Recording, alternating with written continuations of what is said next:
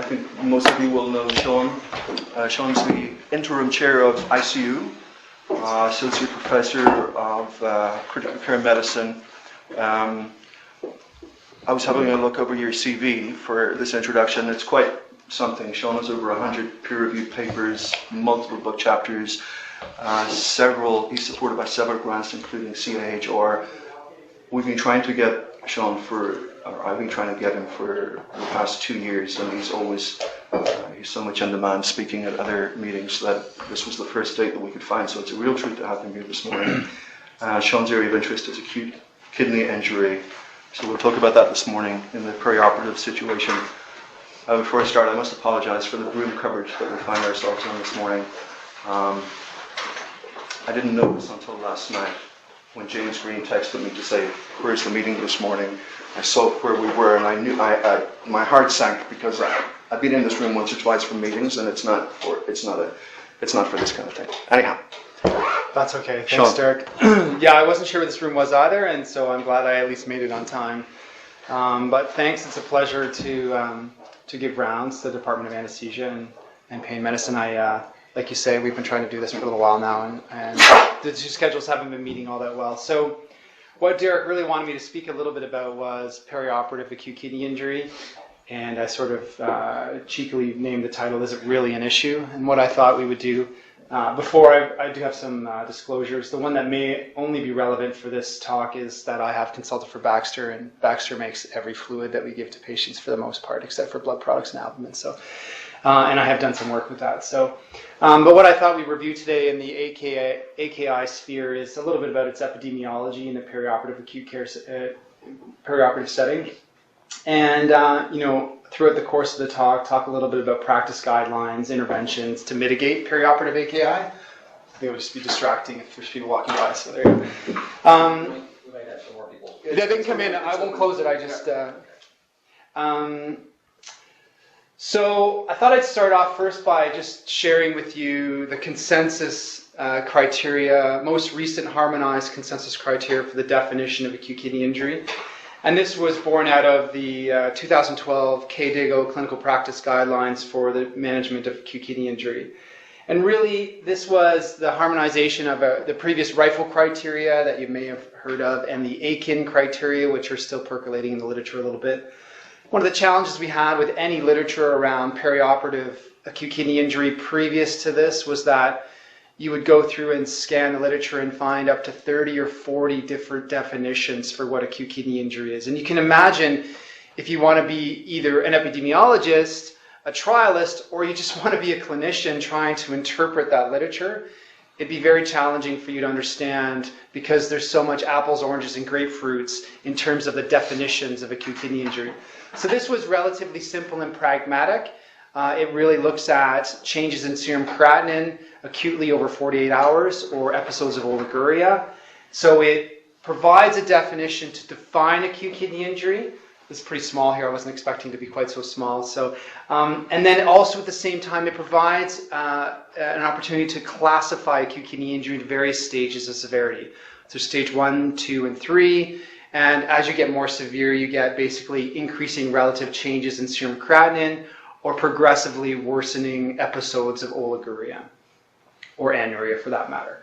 And this has been sort of evaluated in numerous studies to date. Some of the literature I'm going to show you, unfortunately, hasn't even incorporated these studies or this definition, but nonetheless, this is generally the harmonized definition going forward. And most recent clinical trials or new clinical trials will have tried to adopt these criteria so we can at least translate these into other opportunities for understanding the literature.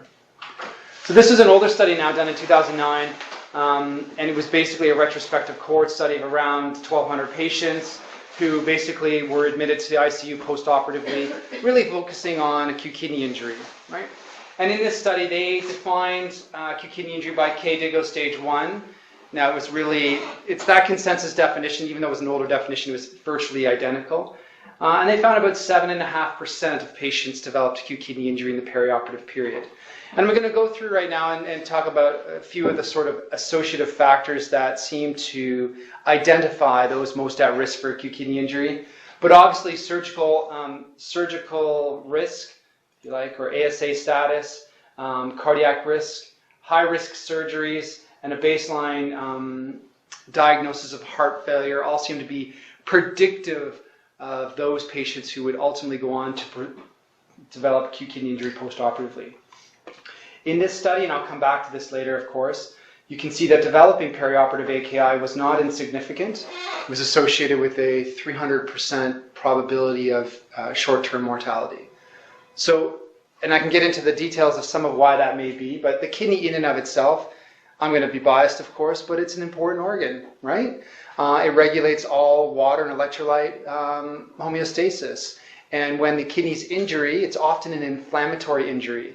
And that inflammatory injury, and we've seen this in lots of experimental models and some observational data as well, but that inflammatory injury of the kidney cannot only restrict itself to the kidney, but can incite secondary organ dysfunction, so you can have kidney secondary organ interaction, heart, lung, liver, brain, can all be precipitated in part by an episode of acute kidney injury.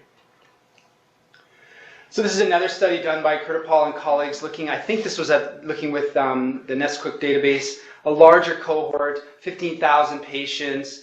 Their definition of acute kidney injury, and here's some of the challenges that you have when you interpret this data, is a creatinine clearance less than 50 in the first 5 or first 7 postoperative days.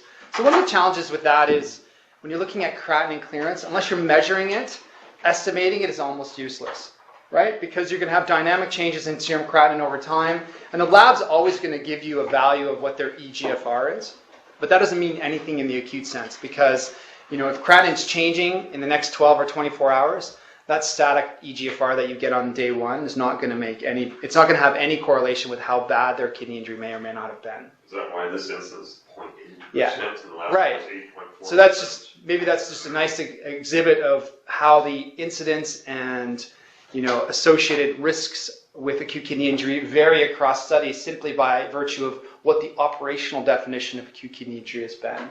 But in this cohort, you're right, 0.8%. About 1% developed AKI by that definition. Similar sort of multi-morbidity associated with risks though, right? I think that's the important message here. Older age, emergent surgery, comorbidities like liver disease, peripheral vascular disease, COPD, body mass index, so more obesity. There's a little bit of literature out there, and I don't go into it in the talk, looking at the association between obesity and perioperative risk of acute kidney injury. And it's been actually characterized in cardiac surgical settings, the belief being that adipose tissue may in fact be inflammatory and may contribute to secondary organ injury. And then of course high-risk surgery. So how I see this in the last sort of decade since I've been practicing is that I see a lot of demographic transition in the populations of patients we're treating perioperatively. So by that I mean I think we're seeing older patients coming forward for surgery, or there's temporal trends to suggest that. We're certainly seeing patients with multimorbidity, lots of chronic illnesses. It's not simply just hypertension, high cholesterol, and maybe a little of the sugar diabetes anymore, right? We're talking about major comorbidities that perioperatively you're actually concerned about that they may not be able to get through as a consequence or likely to suffer adverse events. We are certainly putting patients through more complex diagnostic procedures. We are certainly putting them through more complex procedures in and of themselves to treat disease, right? We're supporting them with more advanced technology. On average, the patients we admit to the ICUs have higher illness severity, and that's in part driven by their own sort of physiology, but also the capacity issues related to ICU. And then it's often we're providing multi-organ support. We're not simply leaving them on a ventilator anymore. They need a ventilator, and they need some vasoactive support, and they need a little renal replacement therapy. So because of that multimorbidity, the increasing age, the frailty, the diminished resilience, a lot of these high-risk people perioperatively do require multimodal support. And the idea here is some of these complex surgical procedures, VADs, organ transplantation, cancer surgeries, etc. You guys will be more, up to speed on that to me, but my impression is over the last decade, we're doing a lot more than we've ever been doing before. So correct me if I'm wrong. The other thing that's interesting to me is that immune suppression. So in a couple of cohort studies that we've done here at the university, a lot of patients are coming in on some prescribed immune suppression for various diseases, be it methotrexate, be it Iburan, be it steroids. And these medications in and of themselves can adversely affect things like wound healing and the perioperative course. But immune suppression is surprisingly common. I know we worry more about the perioperative, high opioid use, but immune suppression is important. Okay, so one thing that has been done, and this is Kurt Paul's work again, looking at in this quip, is try to develop perioperative risk scores or risk indices for prediction of acute kidney injury. And again, this is using the classic sort of NISQIP database definition for acute kidney injury. So basically, achieving a serum creatinine greater than 177. I'll tell you right now, an 80-year-old woman who breaks her hip, who weighs 45 kilos, it's going to be a long haul for her to get her serum creatinine greater than 177 if her baseline is 45. She could go to 120 and be a tripling in her creatinine, but yet this would never fulfill the definition of acute kidney injury. So I have problems with this kind of definition, and this is why, again, you're seeing an incidence of 1%, right? But they did identify a number of perioperative factors, again, similar to what we've already seen, associated with postoperative risk for developing acute kidney injury, right? And if you look at these and add them up, these are basically, they give points relative to this, and you can see here your classes of risk of acute kidney injury, the number of conditions or points that you have for this perioperative risk score, and you can see the more points you have, certainly the higher your perioperative risk of acute kidney injury is. Here is about 9% if you had 6+ factors here, right? And some of these seem pretty, low-hanging fruit, right? Age over 56. Anyone over 56 here, right? Right? Male gender, that's 2. Hypertension, well, if you're over 50, you probably have a little bit of hypertension. I don't think it takes a long time to accumulate some of these factors. What's important to recognize is that hazard ratios for acute kidney injury, 46 times the relative or the hazard of developing acute kidney injury had 6 or more of these factors than if you didn't have any of them, right? And that's an adjusted analysis, so that's pretty significant. Now, recently, Nish Panu, who's a nephrologist here, many of you may know her, she's very interested in the AKI space as well, and her colleagues published a clinical risk score using the Approach database and other data from here in Alberta that looked at perioperative risk prediction around cardiac surgery.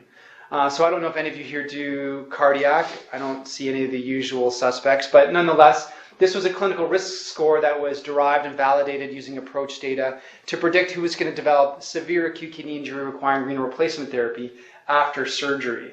And I'll show you here the actual tool they've developed, but you can see it's comprised of things like preoperative heart failure, angina, proteinuria, anemia, which we'll come back to. Type of surgery, right? Is it simple CABG, is it simple valve, or is it a combination thereof? Emergent surgery, diabetes, and baseline kidney function. And basically the total points could be 46, and you can see here the strata of points and the relative risk postoperatively of developing AKI necessitating initiation of renal replacement therapy. So if you had 29 points, your risk was 20% or higher. And this was a reasonable score. So this is something that I foresee with the coming of things like Connect Care that can integrate what we have in data analytics in critical care through the OR, through the ICU, through the hospital ward. Some of these tools, to be honest with you, can be automated and auto-calculated through electronic health records. And we're doing some work with that just in our eCritical Alberta program right now, where we have, I don't know if you know this, but we have an informatics network within critical care that every single bed in the province is tied to the same informatics network, and we get all that data. So when we implement a change in critical care, it's provincial. But with Connect Care, I suspect that we're going to be able to harmonize going from the ICU to the OR to the ICU to the ward. And some of these things might be seamlessly integrated. And this is some of the work that we're hoping to be able to do in the future. Come on in. So I want to talk a little bit about some of the preventative factors perhaps that we can consider or look at the data for mitigating the risk of perioperative AKI and of course some of the risk that AKI ultimately entails. Now, I don't think we were involved in any of these remote ischemic preconditioning studies. Does anyone know? Has anyone here done it in the OR? No. No. Okay, because there's been a whole sort of host of trials that have been done in the last 10 years. This is probably the largest done in perioperative cardiac surgery. If anybody did it, it might have been Michael Zog. That's kind of up history. I don't remember doing it. We didn't do it in cardiac surgery, but the basic premise here is, you generate mild ischemia preoperatively to precondition the kidneys and other organs, particularly heart. You stress them a little bit, and then they sort of upregulate those protective genes and proteins. And then if there's a perioperative insult, they're more likely to withstand it. That's the theoretical. But clearly there's been a number of large studies that have looked at this. This was a large one where they basically did 4 cycles of upper extremity ischemia, 5 minutes each, blowing up the cuff to greater than 200 millimeters of mercury in an upper extremity, as I said, prior to cardiac surgery. And they really didn't show sort of any evidence of a composite endpoint here, any evidence of an improvement in a composite endpoint or specific endpoints like death, myocardial infarction, or acute kidney injury, right? So I think acute kidney injury was the low-hanging fruit they thought they'd be able to derive some benefit from. There's some small studies, single-center studies that have suggested benefit, but larger, more multicentric studies have not borne out. It would be nice, because it's relatively easy, right? You get them in there, you get them anesthetized, you blow up the cuff a couple of times. You will have to ask the surgeon just to wait 30 minutes. Now that might be your biggest challenge, but nonetheless, it's relatively non-invasive, it's relatively simple, but nonetheless, there's not a lot of evidence to support its practice at present, unfortunately. What about preoperative aspirin and clonidine? There was some hypothesis that both of these agents may actually have some benefit for myocardial protection, but at the same time also postoperative delirium and postoperative acute kidney injury. This was a huge study, POISE-2. I think we participated in it here. So I don't know, you guys are probably very familiar with this data, but this was the secondary study that came from it, led by Amit Garg, focused on acute kidney injury. And they wanted to look at the impact of aspirin and the impact of clonidine on perioperative AKI. And in the end, they really didn't show any significant benefit to the addition of aspirin or the addition of clonidine, right? What they did show was that the aspirin is translated into a slightly higher risk of bleeding, and if you bled, you had more AKI. And clonidine translated into a slightly higher risk of perioperative hypotension, and if you had an episode of hypotension, right, you had a higher likelihood of AKI. So I don't know if the evidence is really borne out here. This was prophylactic aspirin. This wasn't someone that was on a baby aspirin coming up to surgery, but they got like 200 milligrams before, and then postoperative aspirin thereafter. Are you guys doing anything with this routinely? Based on POISE-2? It depends. It really depends on each person and the surgeons. And we've gone from, at least in my practice, I've gone from advising everybody to continue taking it to stop taking it. Right. Sounds like we need more data. Okay, so I want to talk a little bit about some of the anesthetic strategies that you may have. So this was an interesting study. Again, a small pilot study that looked at perioperative use of dexmedetomidine throughout the OR in cardiac surgery and postoperative acute kidney injury. There was some belief that maybe dex may be able to, as some anti-inflammatory properties, reduce the incidence of AKI. In this trial, however, sorry, this is small. I was expecting a big monitor. That's my fault. AKI stage here, 1, 2, and 3, you can see. And this is the effect estimates. And on this side here, on the right side, would suggest that dexmedetomidine was advantageous. Really only in those that had, this is, the left side is favoring dexmedetomidine. Only in those, there's only really a signal for mild acute kidney injury, but more severe illness severity or needing renal replacement therapy, there was no apparent signal favoring dexmedetomidine. So I guess you could make the argument, look, if you're fairly low risk and you might be at risk for developing mild acute kidney injury, maybe this strategy might be efficacious. However, if you're really sick and you have a high probability of acute kidney injury, there doesn't seem to be any signal here. So I'm not really sure how to interpret that. I'd like to see some additional RCTs that look at that. There is some data that's looked at, and this is focused in critically ill patients, not the perioperative setting, but looked at sedation practices with propofol versus midazolam. I'm sure when you guys filter through the ICU, you see that many patients are on propofol sedation, and many patients, depending on their course, can be on midazolam PRNs or infusions or whatnot. So this is a really sort of elegant study done by a Brazilian group using the MIMIC2 database from from Beth Israel Deaconess Hospital and MIT in Boston. They have this publicly. So for residents and junior faculty who are interested in getting a really rich data set to answer some questions with, the MIMIC2 database, which was co-sponsored with Philips and MIT, is publicly available.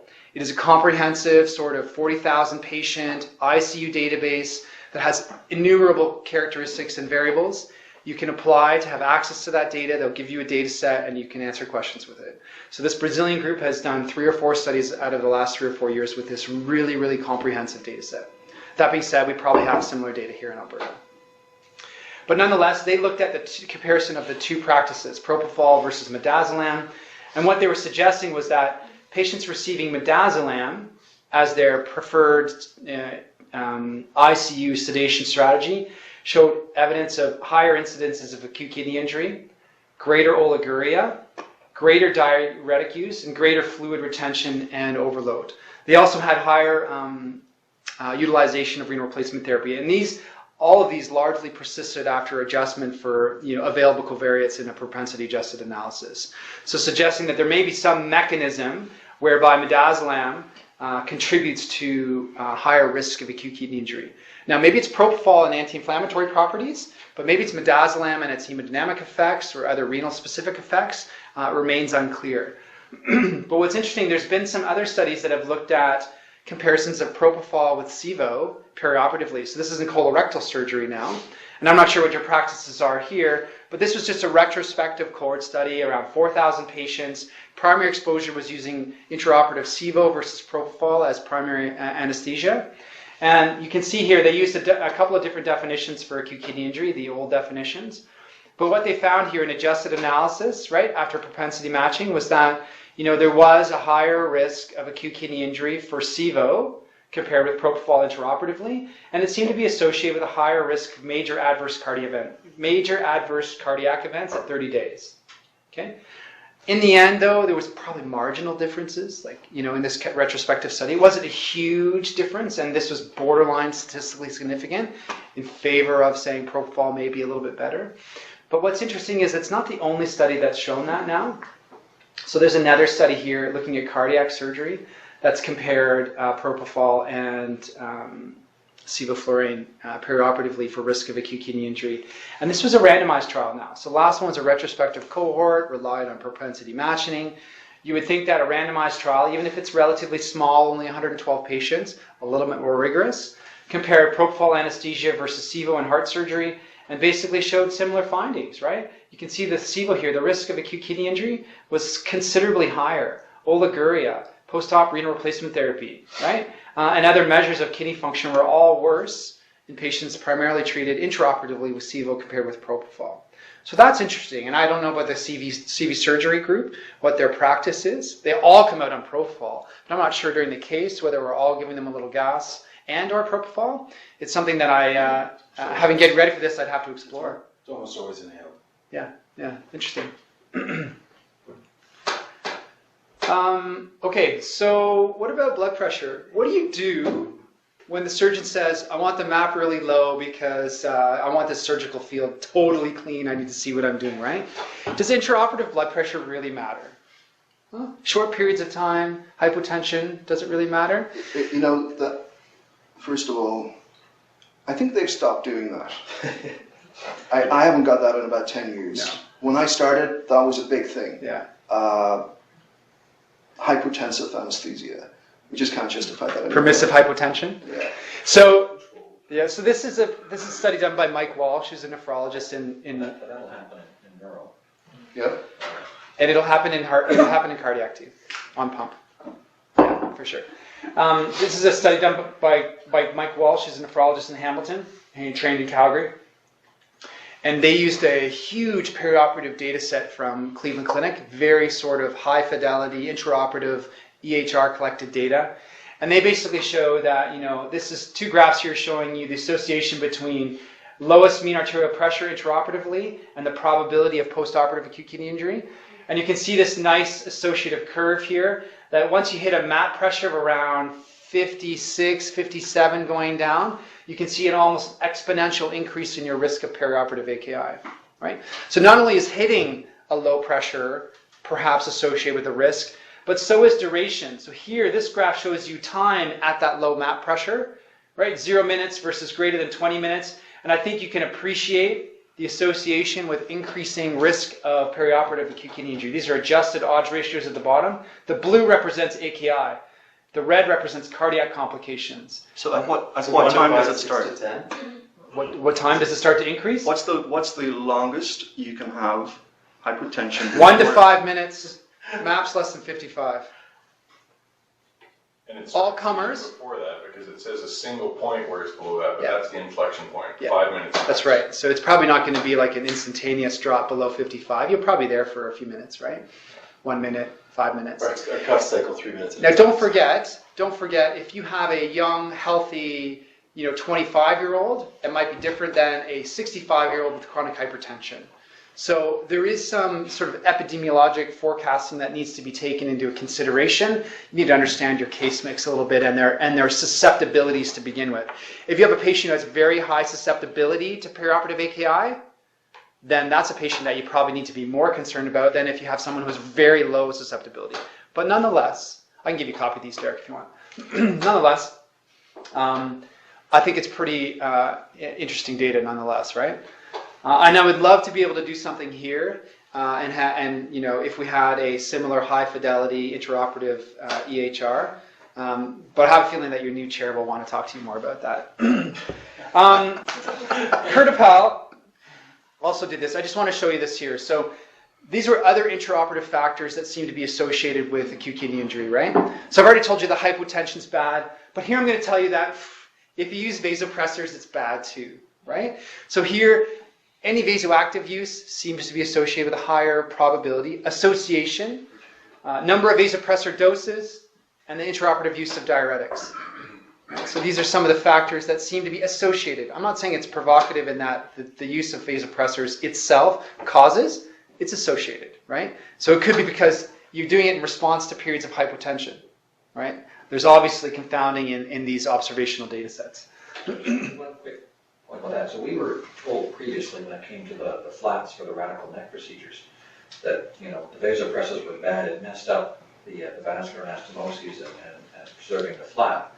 But I've also been later told by Harris that don't worry about it because there actually are places doing flaps which routinely ask for the use of vasopressors.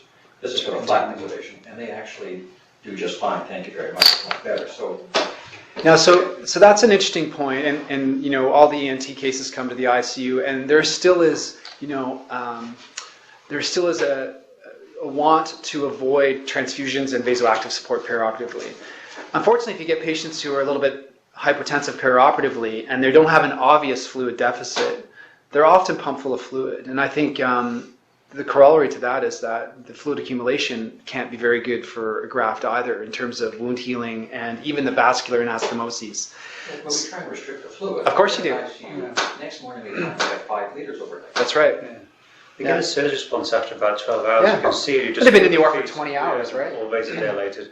So a little bit of norepinephrine seems to be pretty much common sense in that, optimize your fluid. But I agree with you guys on that one. But I don't... I'd have to go to the ENT literature specifically and look at,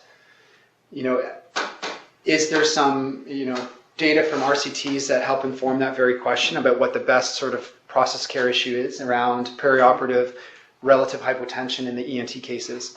If there isn't, I would challenge the guys here to do a study. Have you seen in this specific patient population, just anecdotally, acute kidney injury more than you would expect? Anecdotally, I can't say. I don't focus a lot in the burn unit where all the cases go. I often admit them overnight and then hand them over in the morning. So it would be of interest to look at that. That would be a nice little pilot project for a trainee or a fellow to do, just to say, look, let's look at the last 150 ENT cases that were in the OR for 20 plus hours being gassed and whatnot, and see what their perioperative risk of AKI was and what factors may be associated with that, right? So, amount of fluid received, vasoactive support utilized, whatever. That would be very good. And I actually think, I don't know what the right answer is to that question. It's common sense to me if you vasodilate them with anesthesia and you've repleted them responsibly, that if they're still hypotensive, a little tiny squeeze with vasoactive support makes sense to me, right? Because you're giving them a vasodilator with the gas anyway. So, and even in the perioperative setting, they're going to be a bit inflamed, having been, in the OR for so long. So I totally support that. But again, I'd like to see an RCT done. And there's no reason why we couldn't do an RCT even here as a small pilot project around that very issue. That would be something that I think would probably be led by anesthesia, to be honest with you. Anesthesia and ICU, because they all come to ICU after surgery. But you guys can talk to me about that later. I'd be happy to discuss that. So Mike Walsh also did a study looking at perioperative hemoglobin levels. So you've seen in a number of clinical risk scores that anemia in and of itself seems to be a risk factor for postoperative acute kidney injury. Here you can see that preoperative hemoglobin level, the lower it is, the higher your adjusted odds for development of postoperative AKI. Here you can see intraoperative decrements in hemoglobin, right? So the relative decrement in hemoglobin as it widens, the perioperative risk of acute kidney injury is higher. Okay. What's your number on the hemoglobin? Like, we can't read that. Yeah, sorry. So basically here, this is, on this one pre-op, it's more than 12, and here it's less than 8. Okay. And here there's no decrement, and here it's a greater than 4 grams per liter drop. That would be the highest risk. You're talking about an odds ratio adjusted here of 5. So it's basically, 5-fold higher risk. What's interesting as well, though, there's a few observational studies that have suggested that the receipt of transfused PAC cells and or the number of units received is also associated with postoperative acute kidney injury. Right? There's one study that I've already shown you, and here's another study that's looked at, the association between transfusion and risk of postoperative AKI in the first 14 days being considerably higher amongst those transfused. So, well, what's the threshold to transfuse then in the absence of active surgical bleeding?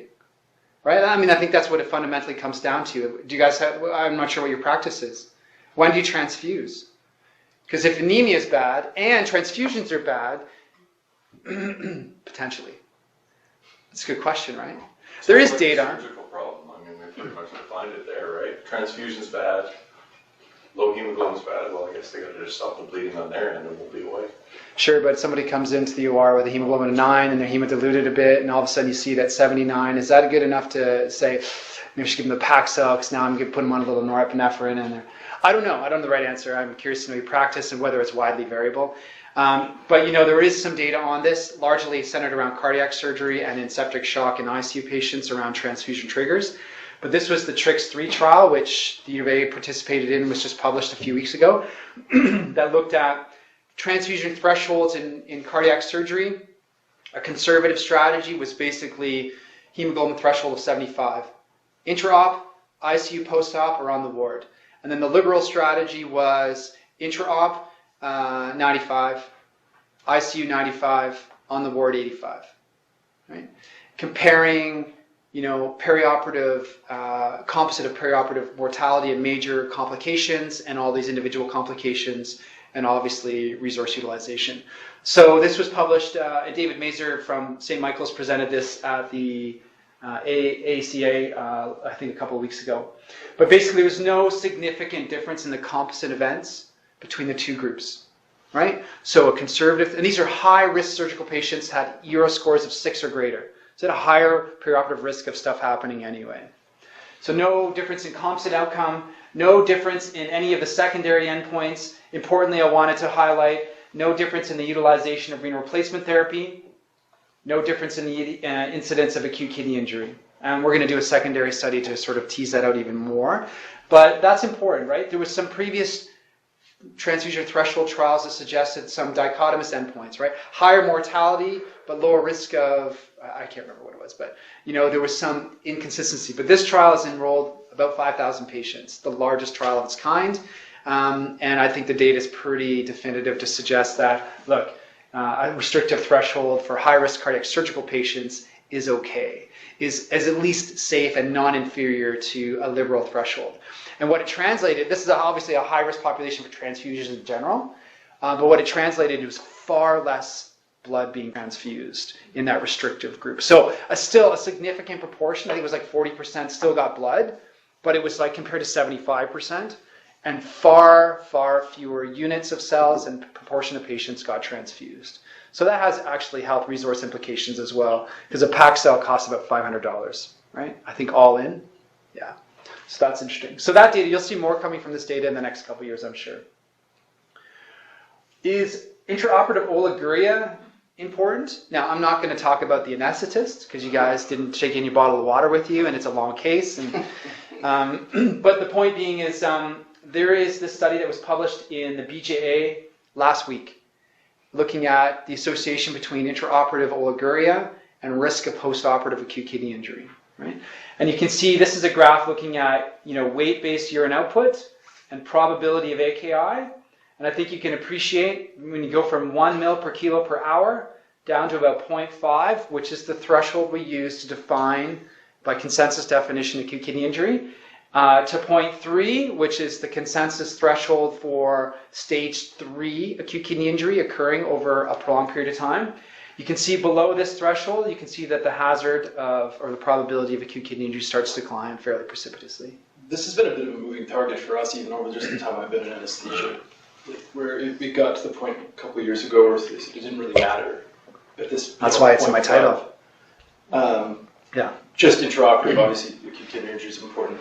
But I mean, 0.3 mils per kilo per hour, we're hardly even going to be seeing that. It depends how long your case is, right? If you're doing a quick in and out because someone's doing a lap chole and you're in for 45 minutes or an hour, you're not going to have an opportunity for issues to accumulate. If you're in a liver transplant or if you're in an ENT case, that has more relevance, I think, yeah. So I think, again, you have to take an epidemiologic perspective and understand your patient's baseline susceptibilities for acute kidney injury, and then you can think about the intraoperative factors that, for a large extent, are modifiable by you, and how that may contribute to complications in the perioperative period. Sean, is that, are they taking the average urine output over 10 hours or 8 hours?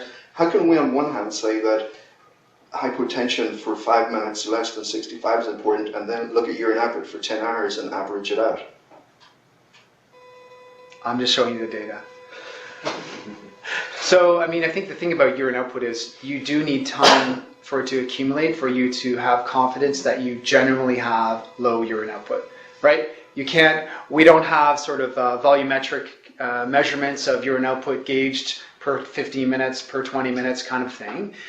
So you need time for oliguria to manifest, right? If a patient comes in with AKI already because they're a little bit septic for their cholangitis and they're getting the gallbag out or something like that, that's different. But the point is, you do need some time for oliguria to manifest.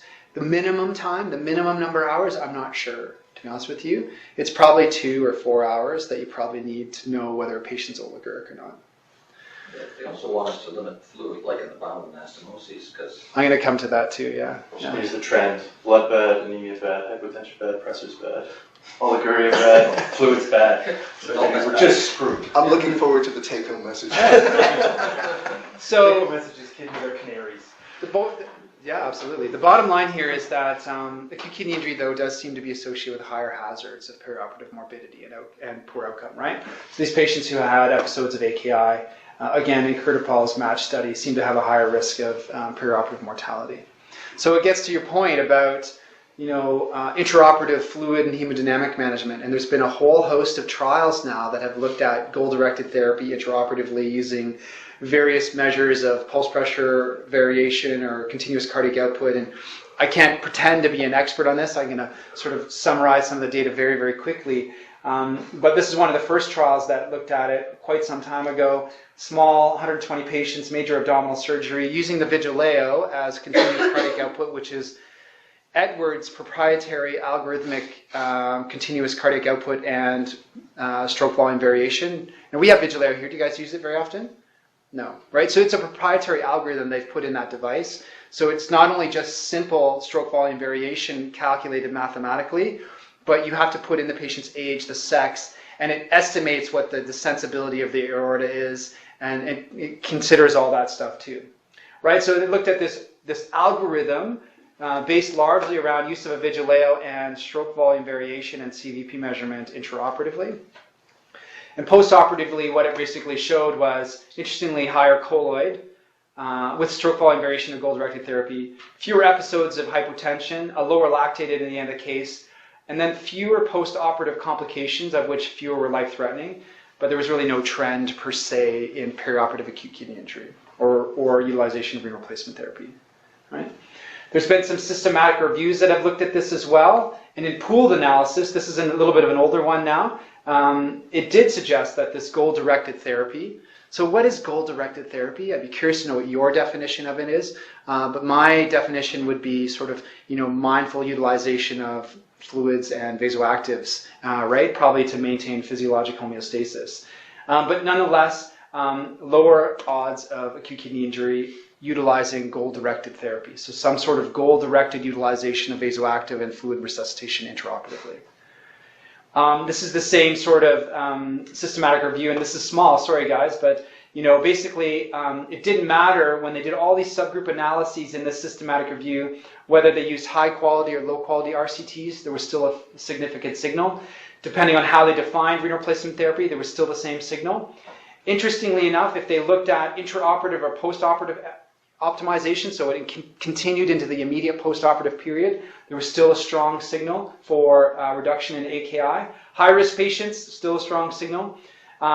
Interestingly here, if you looked at fluids only, fluids plus vasoactive support, or fluids plus dobutamine, whatever, there was still the same trends to suggest that some goal-directed therapies seem to be associated with a lower hazard of perioperative acute kidney injury. So with a colleague in London in the UK, we also looked at this, and we did this systematic review, and we were looking at really focusing on that fluid issue. And one thing we showed was that goal-directed therapy was associated with a lower risk of AKI, sure. However, we actually looked at what factors it was in the goal-directed therapy that may contribute to the reduction in risk of acute kidney injury. And what we found, which is interesting, and it's really this whole analysis right here, was that what it says here is no greater fluid. That means in the goal-directed therapy group and in the standard of care, there was really no difference in the fluid given. The only difference in the goal-directed therapy was that they added the inotrope and that they supported earlier with a little bit of inotropic support in patients who had some instability. These were the patients that had the largest signal for improvement in risk of post-operative acute kidney injury, which I found interesting. What kind of surgeries were these? These were non-cardiac. Yeah. Non-cardiac. So I find that very interesting, and maybe that has something to do with the volatiles that we use, the induction of volatiles, its effect on vasodilatation and myocardial performance. I'm not sure, I can speculate a lot on that, but this was one of the things that we found. Yeah. And what was the parameter or the trigger to add inotropes, aminotropic pressure? It would have been the goal-directed algorithm. So there would have been a few different algorithms, but it would have been stroke volume variation, CVP, right? Yeah. So not MAP, but cardiac. MAP would have been part of it, though, right? Yeah. Do you know what they were using? Different kinds of. Yeah, there would be a host of stuff, right? I mean, there's Vigileo, there's Philips, there's just our Philips monitors do it mathematically. There's different, technologies. That they were using. It was like Inotrope alpha roll, but they using dobutamine and bits and pieces as well. Yes, yeah, definitely. The whole combination. Yeah. Obviously, the largest trial that's looked at this was Rupert Pierce's trial, Optimize, which some of you may have been familiar with. It was published in JAMA in 2014. So this is a huge RCT of perioperative goal-directed therapy management, published out of the UK. I can't remember how many patients it had, like something like 3,000 maybe. No, it was about 750. Anyway, they suggested that, and you can see this trend here, but it's not statistically significant. So what was interesting is that in their trial, they showed that there was really no difference in the primary endpoint or secondary endpoints in using goal-directed versus standard of care. But they also integrated a systematic review, adding their data to it in their JAMA paper. And it suggested in the end that there was some perioperative improvement. So when they added their data to the cumulative data to date, there was some suggestion that perioperative goal-directed therapy improved survival perioperatively, reduced complications. So I'm not sure what your practice is. So let's talk about fluids. This was probably the landmark trial that looked at this, right? Brandstrup and colleagues was a Danish trial published in 2003, looking at patients undergoing elective major abdominal surgery, and it really compared two different fluid regimens. I don't like to call it fluid restriction. I don't think you restrict fluids. I think you're conservative with your utilization of fluids. I think it's a bad term to use, restriction. It feels like we're taking it away, when in fact we're probably just not giving as much. So they were looking at conservative fluid strategies versus the usual care. And you can see this is the fluid in liters given in the first week after surgery in this small RCT. And the difference between the liberal and the conservative group was largely in those first 2 days. Right? Clearly there's a difference here. It's about 3, 4, 5 liters. And that liberal group, they retain that weight at 1 week. Right? They retain that fluid balance at 1 week. So it wasn't something that went away in the first 2 or 3 days, probably because of surgery being inflammatory and tissue injury and whatnot. They're going to retain that fluid. It's going to leak and be in their interstitium and whatnot. But what was interesting is that when they looked at the endpoints of this trial, right, they found that major cardiopulmonary complications were far greater in patients who got the liberal strategy, right, the usual care, as were issues related to tissue healing, right? Increased risks of wound dehiscence, increased risks of wound infection, increased risk of pressure ulcerations. These patients who received more fluid and retained it even a week after their surgery. So this probably was one of the few trials that I thought probably started to have some impact on practice. And I'm not sure what's been the sort of evolution of practice in our setting here, but I think there's been an approach to say, look, a more conservative strategy, intraoperative fluid management is probably safe. In this trial, do you know what conservative represented? It really was this. It was, let's not give any extra fluid unless we see fluid leaving the patient, right? So bleeding, fluid losses intra-abdominally, urine output, other fluid losses were immediately replaced versus the usual strategy, which might have been whatever it was by the anesthetist of that day, right? Big bolus of fluid on induction, some maintenance fluid intraoperatively, some estimation of third space losses because of an open belly, and just liberal use of fluid. Whereas the conservative was really just replace what we see being lost for the most part. What's interesting is that, and you won't read this all that well as well, but this is a trial that's done by a Danish group as well. It's a critical care trials group. They looked at, in ICU, conservative fluid management strategies for septic shock. So this is after your initial resuscitation, and now they're saying, let's be conservative versus whatever usual care was, right? Which I think is an interesting paradigm, and some of this work is being manifest from the FEAST trial that was done in Africa in young children who had severe sepsis, showing that fluid boluses ended up killing them because of cardiovascular collapse. So this trial is done sort of in that vein. After initial resuscitation, they were given restrictive versus or conservative versus liberal strategies. And it's a pilot study, and now they're doing the main study. But the one outcome that was of interest that surprised me was that the rates of acute kidney injury lower in the conservative strategy than the liberal strategy. There's a far lower risk of acute kidney injury in ICU after adoption of the strategy versus usual care, which seems to be quite interesting. So was there also any connection with blood pressure or use of inotropes? They're all on inotropes. They're all in septic shock. Yeah. So it's, they're all on inotropes, yeah. I'll go through this fairly quickly and talk about fluid.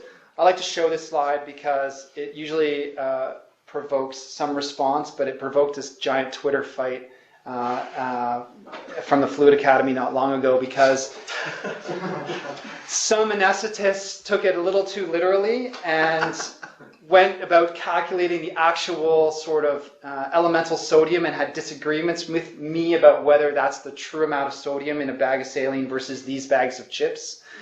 And I was like, I think you're missing the message here. The idea is that there's just a lot of sodium in a bag of saline, guys. Just doesn't matter, right? But there is 9,000 grams of sodium chloride in a bag of saline, or about 3.6 grams of elemental sodium, right? And that, let's just say, that's a lot of bags of chips, right? If you look at elemental sodium on a bag of a vending machine, it's about 15 bags, okay? It's about 15 bags. Literally, if it's, because they were talking about, but it's Walmart's Jumbo Super Family Pack versus, what about the little ones at Halloween? There's these arguments going on Twitter. I was like, I'm not even going to respond. So we've looked at this a little bit, and you'll see that the lead author on this is your new incoming chair. So this is where we had collaborated a few years ago, looking at balanced crystalloid solutions versus saline and perioperative course. We did this large retrospective cohort study using the premier database in the US, over 30,000 patients. And we looked at patients on the day of surgery who only received saline versus only received plasma light. And we looked at basically post-operative mortality and all-cause composite of events. And you can see here, here's all the events we looked at. There was really no signal for any of these except, major infection being higher amongst or being lower amongst those getting balanced crystalloid solutions, and a composite of all this was associated with balanced over saline solutions. What's interesting though is there's relative homogeneity here in terms of where these effect estimates all lie. It's not like it looks like they're randomly allocated across the odds ratio of 1. They're all on the side favoring balanced crystalloid solutions. What was interesting as well is that we found that ordering of things like blood gases and lactate were considerably higher amongst those getting saline. The utilization of buffers like giving sodium bicarb, giving transfusions, and utilization of dialysis were all considerably higher amongst the saline group compared with the balanced crystalloid solution. And this has been looked at in a few other studies as well. I'll go through a few of them. This is a study led by Scott Beattie, an anesthetist at St. Mike's, as you know, and really focusing on intraoperative hyperchloremia. So there's an observational study in their database. There are 23,000 patients undergoing major non-cardiac surgery, of which they showed about 86%. They showed of those who developed hyperkalemia, their propensity matched them to those that did not. And you can see this U-shaped curve associated with chloride levels perioperatively, right, in adjusted analysis. So high chloride levels associated with a higher hazard of death. Perioperative hyperchloremia developed in about 1 in 5 patients, right? It's probably to some extent iatrogenic. And you can see here that hyperchloremia was associated with a higher risk of 30-day mortality, a longer stay in ICU, and a greater risk of acute kidney injury in the perioperative setting. So there have been randomized trials that have looked at this. This is a small study published a long time ago now, but really patients undergoing major abdominal or hepatobiliary surgery intraoperatively got 15 mils per kilo of either saline or plasma light 148, and look at the changes in physiology that occurred intraoperatively. So with the saline group, you can see huge increase in chloride, drop in base deficit and bicarb, whereas with the plasma light group, it was not different. And what's interesting, this is a randomized trial. So these changes are iatrogenic. These changes are simply related to the resuscitation fluid we used intraoperatively. But if I got a patient who just came fresh from the OR with that physiology from the saline group there, and that was the first gas I saw postoperatively, I might be concerned that something had, gone amiss. Either they're hypovolemic, there's new sepsis, something bad is happening, they're bleeding, whatever. And that might be why we saw in our study higher transfusion rates, buffers, all that kind of stuff. A lot of that might be, in fact, iatrogenic. So something to consider. Now, Andy's group in Vanderbilt, Andy Shaw, that is, group in Vanderbilt had just published the abstract at CHEST in 2017. And this is a huge pragmatic cluster RCT looking at saline versus plasma light or balanced crystalloids in their ICU, where they randomly crossed over to balanced versus saline, balanced saline, all patients coming into the ICU, like 15,000 patients. And they started to suggest that there's a strong signal for balanced crystalloid solutions reducing the risk of in ICU major adverse kidney events, acute kidney injury, loss of kidney function, utilization of renal replacement therapy. They haven't published this in peer review form yet. I imagine it'll be coming out very soon. My suspicion will be this will be a fairly high impact publication, but this is just the abstract. That's all I had from it. It's all Andy was willing to share at this point. But the point is there's a couple of studies like this, and there's a few other big studies ongoing about crystalloids. But it's important to recognize that chloride actually has vasoactive properties in the kidney at the afferent arterial level. So this is the physiologic range of chloride. And look at the difference in arteriolar diameter. So if you give the kidney a huge chloride load, it's going to vasoconstrict, right? And that might provoke or contribute to some acute kidney injury downstream, particularly if you add all the other stuff we do with patients. They have intra-abdominal surgery, they've got intra-abdominal hypertension, they get antibiotics, they got contrast, they're hypotensive, whatever. It's never one thing, right, of course? Right. And this is a systematic review of it, because I won't concentrate on it. What about starches? Are we still using starches in the OR? Is it gone? It's pretty much dead. Yeah, okay, that's good. So I won't spend a lot of time on this. This is priming solution for starch. Even priming in cardiopulmonary bypass seem to be associated with a higher risk of postoperative AKI. The VICEP trial basically showed that high molecular weight, 10%, 200 kilodalton, 0.5 molar substitution starch, huge risk in AKI and utilization of renal replacement therapy that was dose dependent.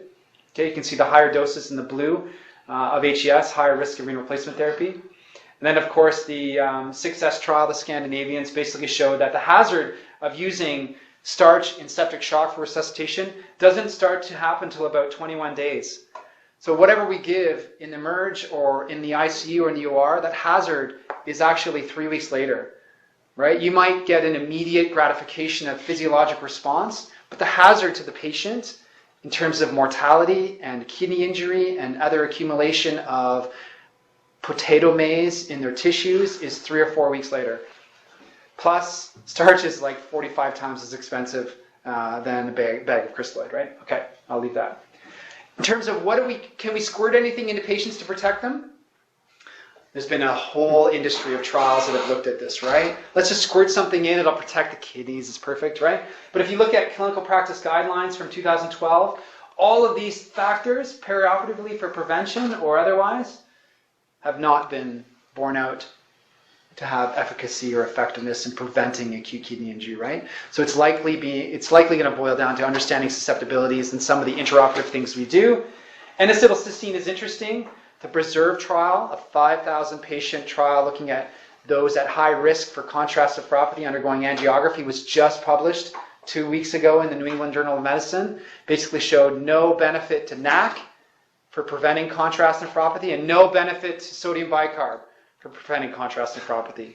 So if you think you can give those, and this is the hazard to me, in my view, we think patients may be at risk for contrast, so we'll give them NAC and we'll give them bicarb, and we think that mitigates the risk, and we're more likely to push them through to a contrast procedure. That's the hazard in my view, right? We're not protecting them, we're just exposing them. So that's one of the issues to deal with.